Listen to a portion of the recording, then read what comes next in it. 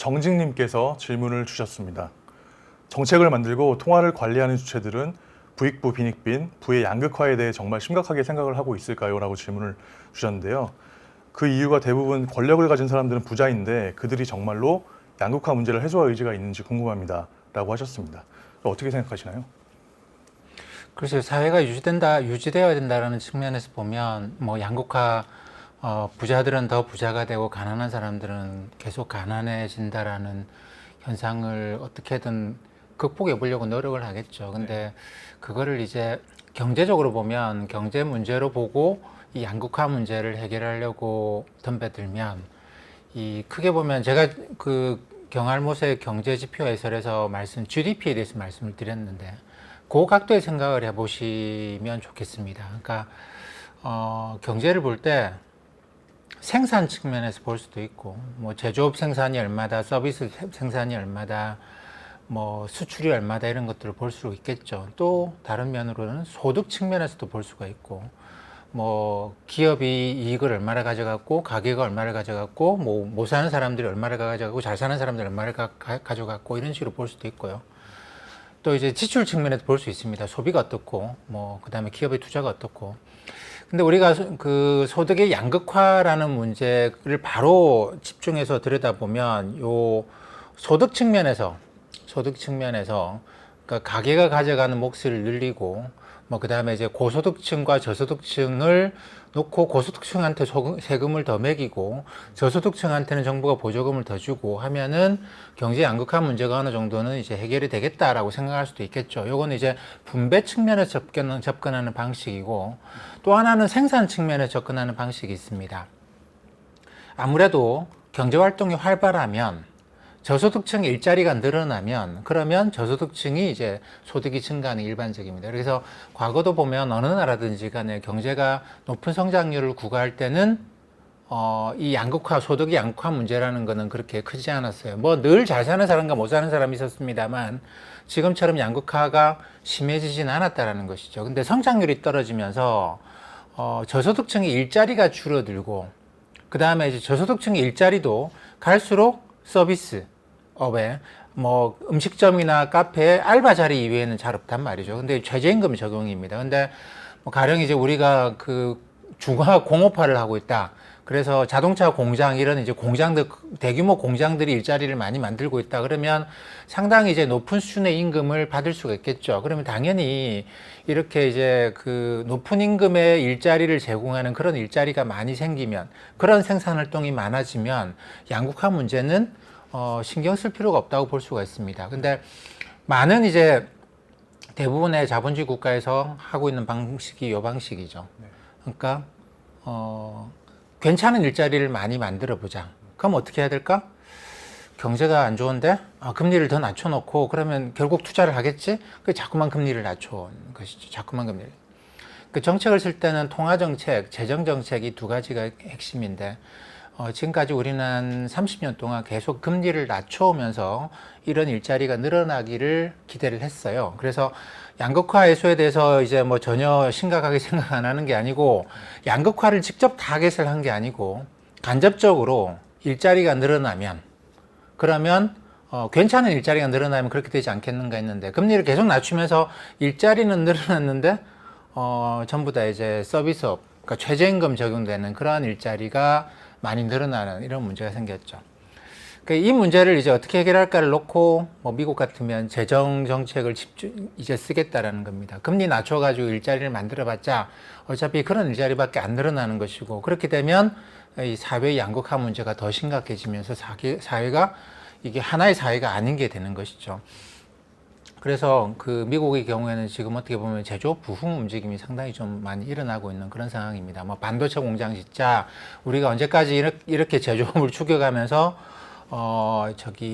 서비스업 일자리만 만들 수는 없다. 이런 식의 정책으로 옮겨가는 것 자체가 그런 맥락을 갖고 있고, 뭐 유럽도 크게 다르지 않다고 봐요. 그러니까 우리나라도 크게 다르지 않고 어느 나라든 이걸 접근하는데 소득에 직접적으로, 그러니까 고소득층한테 세금을 더 매기는 이런 움직임도 분명히 있습니다. 기업들한테 세금을 더 매기고, 뭐 들어보셨겠지만 글로벌 최저 한세 이런 걸로 해서 기업들이 세금을 덜 내고 이익을 더 많이 가져가는 거를 이제 다른 나라에다가 본사를 만들어서 하는 그런 것들을 막는 이런 것도 그런 역할을 분명히 하고 있습니다만, 이 소득 접근보다는 결국은 이 생산 접근으로 가는 게 이렇게 해서 성공을 하면 참 좋겠죠, 그죠? 그게 잘 안 되기 때문에 소득 접근을 다 하고 있는 건데, 생산 접근법으로 보게 되면 중국 같이 지금 제조업 중심으로 성장하는 나라들은 이 양극화 문제가 좀 덜하겠죠. 물론 사회 제도 자체가 사회주의적인 제도라서 그런 것도 있습니다만, 그래서 이제 자본주의 국가들도 어떻게 성장을 다시 끌어올릴 것이냐. 그것도 서비스업 쪽으로만 계속 성장이 별로 안 올라갑니다. 그러니까 어떻게 이제 이걸 넘어서서 서비스업을 넘어서서 성장률을 더 끌어올리겠는가. 요걸 기준으로 하는 거죠. 그걸로 보신다고 한다면 정말로 정책을 하시는 분들이 양극화 문제를 해소할 의지가 있느냐라고 질문하셨는데, 제 대답은 그럴 의지는 있는 것 같아요. 근데 의지가 있다는 것과 실제로 그게 성공을 할 수 있도록 하느냐라는 거는 조금 다른 문제겠죠. 네. 네, 말씀 잘 들었습니다. 노비스님께서 주신 질문입니다. 추후에 중국 국채 투자에 대해서 고려를 해볼 생각인데 개인이 세계 각국에 국채에 투자하는 방법에 대해서 설명해 주실 수 있으실까요? 라고 질문을 주셨습니다. 세계 각국의 국채 투자 방법에 대해서 간단하게 한번 말씀을 해주시면 좋을 것 같습니다. 개인이 직접 외국에 채권에 투자를 한다라고 하는 거는 쉽지는 않습니다. 여러 가지 방법이 있긴 있는데, 우리나라에서 좀 많이 해왔던 방식 중에 하나가 브라질 국채를 증권사에서 이제 신탁 형태로.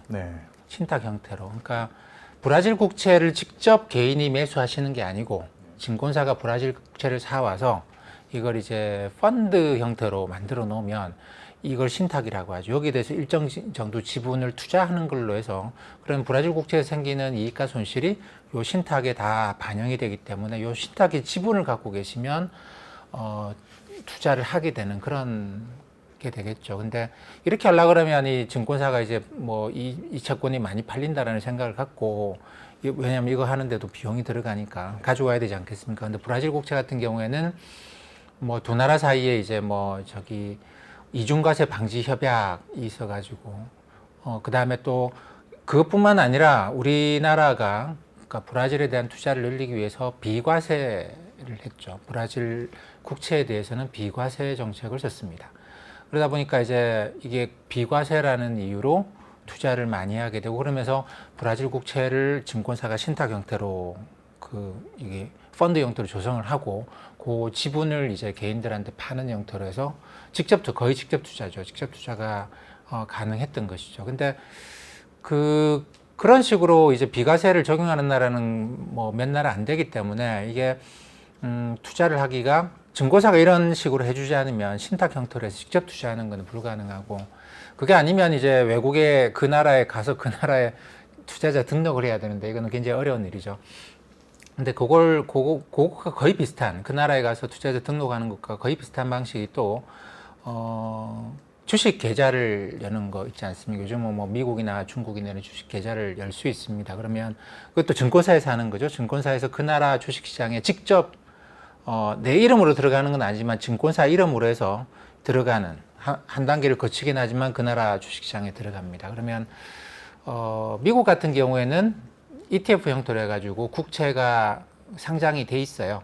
국채가 상장돼 있으니까 그렇게 하면 되는데, 중국의 경우에는 국채가 ETF 형태로 상장돼 있지 않을 겁니다.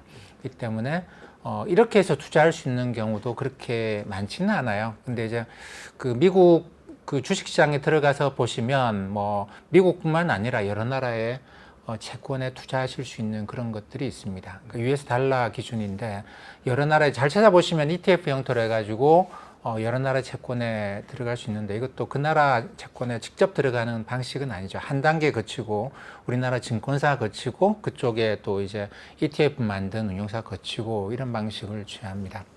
근데 그거 말고 가장 일반적인 방식은 펀드죠. 펀드는 자산운용사에서 뭐 이런저런 채권에다가 투자를 하는 펀드일 건데,